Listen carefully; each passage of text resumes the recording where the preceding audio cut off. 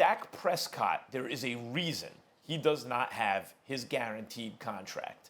It's because when the Cowboys evaluate him, and by the way, others too, I think, you say, he's good. Dak's already very good, especially for this stage in his career. We think he can be great, but we don't know it yet. He hasn't really proven that yet, and we'd like to see it first. Carson Wentz has already shown that his ceiling is incredibly high. He has played great for a sustained period of time in the NFL in the past. Not recently, but in the past. Dak has not. That's why he doesn't have his money. You know, everyone's getting paid. Mahomes obviously just got paid. Goff got paid. Wentz got paid. Garoppolo and Kirk Cousins to a lesser extent, but still. Lamar Jackson's going to get paid. You know, everyone's getting. Deshaun Watson's going to. Why hasn't Dak been paid yet? It's because of that uncertainty, guys. Can he get it done consistently against good teams? Can he carry the team? If you pay Dak and you have less for resources around him, can he still actually get to the point where people say, yes, he's great? Not he's going to be great, not we see the trajectory, but he's there already. Dak doesn't have his money. He doesn't have the record in the playoffs. He didn't even make the playoffs last year. He has more to prove.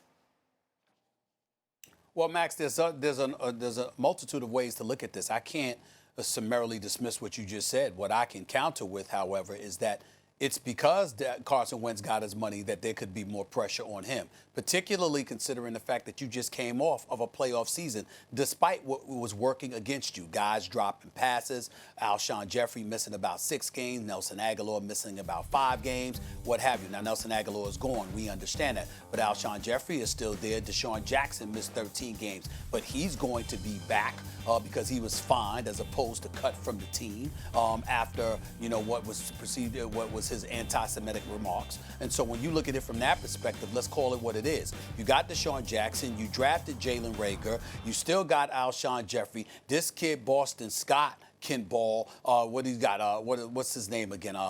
Miles Sanders, for example. These are not all caliber, all world kind of players, but they balled in leading the Philadelphia Eagles to the postseason, okay? So when you take that all into consideration, I would say to you, of course, Carson Wentz needing to be healthy is a big deal. But I would also say to you, because he got paid and because it stands to reason that no way on earth are they going to be as inundated with the injury bug the way that they were last season, he's going to be forced to work under the conditions that he worked with last season. Plus, you got a speedy receiver in the rookie you drafted. You still got Deshaun Jackson.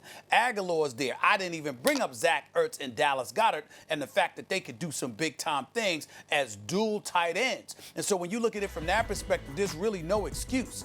If you could win the way that you won last year, why you shouldn't be even better this year.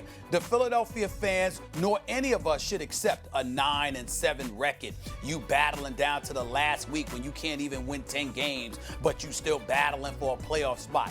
There's no excuse for any of that. With the multitude of weapons that Carson Wentz has at his disposal, with Doug Peterson as his coach, there is absolutely positively no excuse why you can't make some noise and you shouldn't be winning 11 or 12 games this year if you are the Philadelphia Eagles, especially when 2 of your divisional foes are the New York Giants and the Washington Redskins. There should be no excuse whatsoever, and the Eagles definitely have to look at Carson Wentz for that.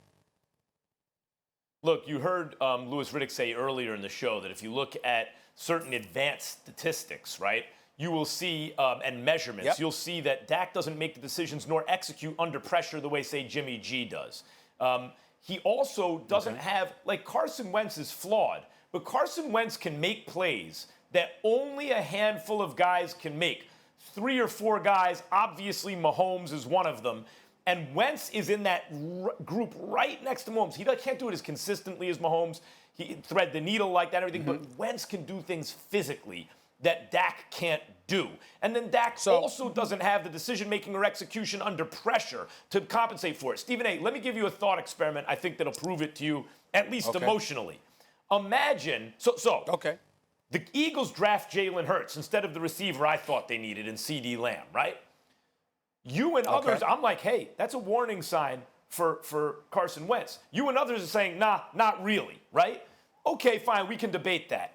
Imagine if the Cowboys had drafted Jalen Hurts, what we'd be thinking. And that's because Dak has more to prove than Wentz. That's why it would be perceived differently had the Cowboys drafted Hurts. Okay, I can buy that, but let me retort with a question to you. In light of the conditions with which Carson Wentz worked under last year, combined with the great plays that he executed, that only a handful of quarterbacks in this league can make, now that he's expected to have Rager, Deshaun Jackson, Alshon Jeffrey, Zach Ertz, Dallas Goedert at his disposal with a pretty impressive offensive line, what will happen to Carson Wentz if the Eagles don't produce this year? Or how should we look at him, rather? What would be your answer to that question?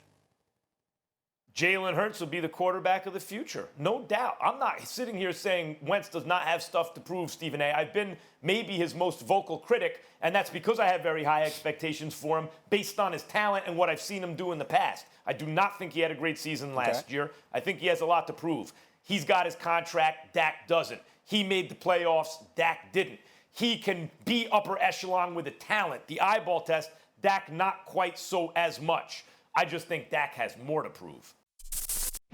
Thanks for watching ESPN on YouTube. For live streaming sports and premium content, subscribe to ESPN+.